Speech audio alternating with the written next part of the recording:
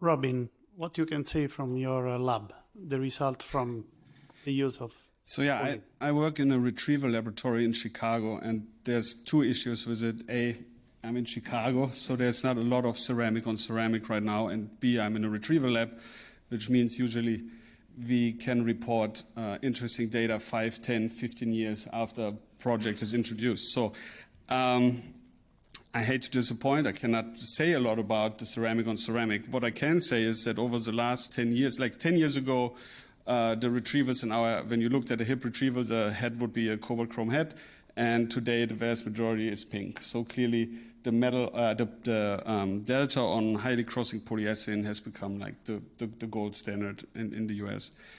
And with that, our retrieval analysis focuses, as it is in our field traditionally, we focus on wear. And obviously when we look at this couple, the wear is on the polyethylene side.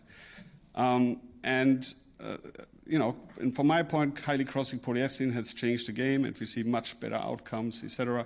What we are presenting and have been presenting more lately is that we see in the long term that even in highly crossing polyethylene, we do find strong inflammatory responses, even to the level of osteolysis, in response to polyethylene particles. So in my mind, there is still a need to look into wear if you're talking mid to long-term performance of these implants.